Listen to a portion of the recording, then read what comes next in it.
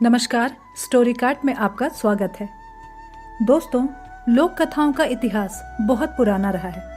ये कहानियाँ पीढ़ी दर पीढ़ी मौखिक रूप से प्रसारित होती हैं और अक्सर समय के साथ बदलती रहती हैं। लोक कथाओं का कोई एक ज्ञात लेखक नहीं होता, बल्कि ये एक समुदाय की सामूहिक रचना होती है। ये कहानियाँ श्रोताओं का मनोरंजन तो करती ही हैं और साथ ही साथ ये नैतिक शिक्षा भी देती हैं कि क्या सही है और क्या गलत। ये किसी समुदाय की परंपराओं और ज्ञान को संरक्षित करने में भी मदद करती हैं। तो लोक कथाओं के क्रम में आज सुनिए भारतीय लोक कथा जादुई ढोल। पश्चिम भारत के एक छोटे से राज्य में धर्मराज नामक एक बुद्धिमान और न्यायप्रिय राजा रहता था। उसकी प्रजा के मन में उसके लिए बहुत श्रद्धा और आदर थी। राजा धर्मराज बहुत लंबा, ऊंचा और रूपवान था। उसके सिर के बाल काले और घने थे, जिन्हें उसका कोई खास नाई भोलू ही काटता था। भोलू यह काम कई वर्षों से कर रहा था और अपने शाही हजाम होने का उसे बहुत गर्व था। पर भोलू को एक बात का बहुत ध्यान रखना पड़ता था। जब भी वह राजा के बाल काटने जाता, उसे याद रखना पड़ता कि वह राजा के साथ बिल्कुल अकेला हो। उस समय किसी का भी शाही कमरे में आना सख्त मना था। बात दरअसल ये थी कि भोलू राजा के बारे में एक राज जानता था। राजा के सिर के दोनों तरफ दो छोटे छोटे सींग उग रहे थे। यह बात सिर्फ राजा और उसका नाई ही जानते थे। जब भोलू ने पहली बार यह नजारा देखा तो वह भौंचक्का रह गया, लेकिन उसने राजा से वादा किया कि इस बात का जिक्र वह कभी किसी से नहीं करेगा। महाराज, आप निश्चिंत रहें, भोलू राजा से बोला। आपका यह राज मेरे पास सुरक्षित है। किसी और को इस बात की कानों कान भी खबर नहीं होने पाएगी। ऐसा सुनकर राजा धर्मराज ने राहत महसूस की। उसे डर था कि अगर लोगों को इस बात की जानकारी हो गई तो राज्य भर में उसकी खिल्ली उड़ेगी। हो सकता है लोग उसका आदर करना ही बंद कर दें या फिर नए राजा की ही मांग करने लग जाएं। इसलिए भोलू के वादे के बावजूद राजा ने उसे सख्त हिदायत देते हुए कहा कि भोलू, अगर तुमने अपना मुंह खोला तो जान लो, सजा तो मिलेगी ही, देश निकाला भी मिलेगा। भोलू हज्जाम की डर के मारे घिघी बन गई। उसने कानों को हाथ लगाया और अपना मुंह बंद रखने की कसम खाई। कई वर्ष बीत गए। भोलू को अपना वादा याद रहा। उसकी स्वामी भक्ति से प्रसन्न राजा यदा कदा उसे अच्छे अच्छे उपहार भी देता रहता। पर समय बीतने के साथ साथ भोलू के सब्र का बांध भी टूटने लगा। उसके पेट में यह बात अब पचती नहीं थी। वह चाहता था कि कोई तो ऐसा हो जिसे वह राजा के सींगों वाली बात बता सके, लेकिन राजा की चेतावनी उसे चुप रहने पर मजबूर करती थी। एक दिन भोलू राजा के बाल काटकर महल से लौट रहा था और रास्ते भर उसके सींगों के बारे में सोचता रहा। भोलू का घर एक छोटे से जंगल के उस पार था। ऊंचे ऊंचे पेड़ों और लटकती बेलों के बीच से धीरे धीरे चलता हुआ जब भोलू थक गया तो सुस्ताने के लिए एक घने पेड़ के नीचे बैठ गया। भोलू को रह रहकर सींग याद आ रहे थे। फिर एकाएक वह उठकर खड़ा हो गया। वाह, जवाब नहीं मेरे दिमाग का, भोलू बोला और उस पेड़ को देखने लगा जिसके तले वह बैठा था। भाई, इस पेड़ को तो बता सकता हूं ना राजा के उन अजीब सींगों के बारे में।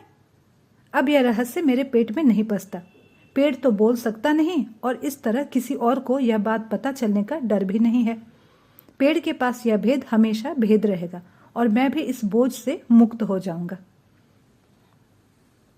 भोलू ने ऐसा निश्चय किया और जोर से बोला, हे पेड़, आज मैं तुम्हें एक भेद बताने वाला हूँ। हमारे राजा धर्मराज के सिर पर दो छोटे छोटे सींग हैं। हाँ हाँ, उसके दो सींग हैं। इतना कहकर हज्जाम बेतहाशा हंसने लगा और हंसता ही गया। हा हा हा हा हो। यह भयंकर भेद आखिर खुल ही गया। भोलू खुश था, उसका भार जो हल्का हो गया था। उसके बाद वह आराम से अपने घर चला गया। अगले दिन एक लकड़हारा उसी जंगल में गया और उसी पेड़ के पास जाकर रुक गया। इस पेड़ की लकड़ी तो बहुत शानदार है, इसका ढोल बड़ा अच्छा बनेगा, वह सोचने लगा। फिर क्या था, कुल्हाड़ी के कुछ प्रहारों से ही पेड़ नीचे आ गिरा। लकड़हारे ने वह लकड़ी एक ढोल बनाने वाले के हाथों बेच दी और उसने उसका एक बहुत ही सुंदर ढोल तैयार कर दिया। यह मेरे जीवन का सबसे अच्छा ढोल है, ढोल वाला खुश होकर बोला। कल बाजार जाकर इसे अच्छे दाम पर बेच दूंगा। अगले दिन ढोल वाला बाजार गया और एक कोने में खड़ा होकर ढोल बजाने लगा। ढोल से बड़ा सुरीला स्वर हुआ। ढोल वाला उसकी आवाज सुनकर खुद ही झूम उठा और चिल्लाकर बोला, बाबू यह ढोल खरीदो, कोई है जो इस शानदार जानदार ढोल को खरीदे। धीरे धीरे उसके इर्द गिर्द भीड़ जमा हो गई। लोग खामोश होकर ढोल की मजेदार आवाज सुनने लगे। भाई वाह, क्या कहने हैं इस ढोल के, एक बूढ़े आदमी ने तारीफ की। तारीफ सुनकर ढोल वाला और भी जोर से ढोल पीटने लगा। तभी उस ढोल में से एक अजीब आवाज आई। लोगों के कान खड़े हो गए, उनका दिल धक से रह गया। ढम ढम ढम ढोल बजा। आज मैं तुम्हें एक भेद बताने वाला हूं। हमारे राजा धर्मराज के सिर पर 2 छोटे छोटे सींग हैं। हाँ हाँ, उनके 2 सींग हैं। हा हा हा, हो। लोग वहां जड़वत खड़े हो गए। उन्हें अपने कानों पर विश्वास नहीं हो रहा था। ढोल वाला फिर से ढोल पीटने लगा और फिर वही आवाज निकली। वह बहुत हैरान और शर्मिंदा हुआ। आखिर एक ढोल यह सब कैसे बोलने लगा।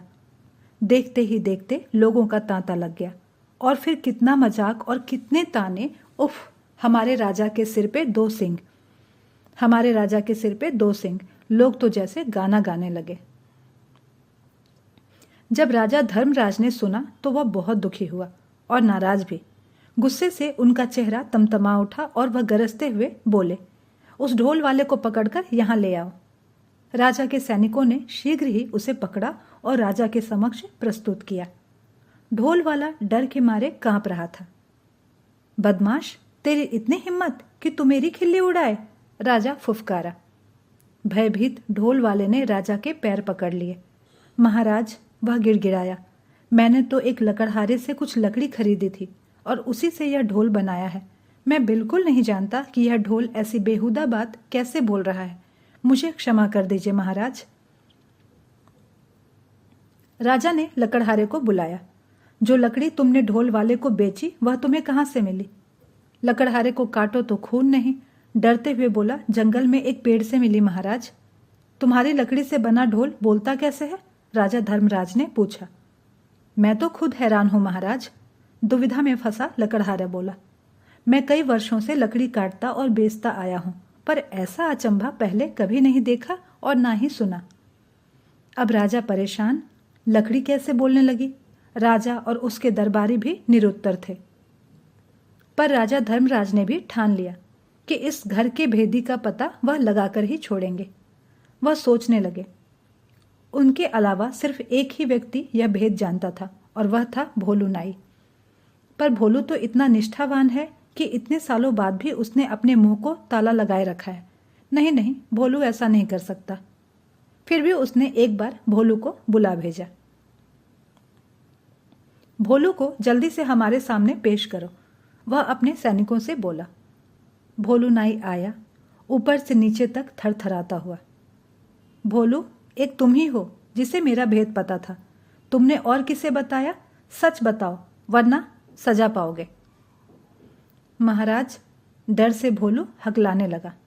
आप तो जानते ही हैं मैंने कितने वर्षों से अपना मुंह बंद रखा, पर मेरे लिए यह बात छुपानी अब मुश्किल हो रही थी। मैं चाहता था कि कोई तो हो जिसे मैं ये राज बता सकूं। बोलते बोलते भोलू रुक गया और सिर झुकाकर फिर से खड़ा हो गया। बोलते रहो, फिर क्या हुआ? राजा ने रुखाई से पूछा। भोलू धीरे धीरे फिर से बोलने लगा। एक दिन जब मैं जंगल के रास्ते से घर लौट रहा था तो मैं आराम करने के लिए एक पेड़ के नीचे बैठ गया। बस आपके बाल तब काट कर ही आ रहा था और उन सींगों के बारे में ही सोच रहा था। काश मैं उनके बारे में किसी से बात कर पाता। आखिर मैं भी इंसान हूं। तभी मेरे दिमाग में एक बात आई और मैं पेड़ को यह राज बताकर हल्का हो गया। सोचा कि पेड़ को बताने से क्या नुकसान, क्या मालूम था कि इसकी लकड़ी ही बोल पड़ेगी। अब समझा, बुद्धिमान राजा ने पहेली बूझ ली। वह पेड़ जादुई था, सुन बोल सकता था, इसीलिए उसकी लकड़ी से बने ढोल को जैसे ही पीटा गया वह बोलने लगा और जो कुछ तुमने मेरे सींगों के बारे में कहा वही शब्द वह दोबारा दोहराने लगा। जादुई ढोल की उलझन सुलझाने के बाद राजा ने भोलू नाई की तरफ देखा। भोलू शर्म से सिर झुकाए खड़ा था। लकड़हारा और ढोल वाला भी हाथ बांधे सजा पाने का इंतजार कर रहे थे। राजा धर्मराज बुद्धिमान ही नहीं, न्यायप्रिय भी थे। उन्होंने तीनों को क्षमा कर दिया, क्योंकि वे जानते थे कि ढोल के जादुई होने में इनका कोई दोष नहीं था। वह मुड़ा और उनसे बोला, मैं तुम सबको माफ करता हूं। तुम तीनों लोग घर जा सकते हो।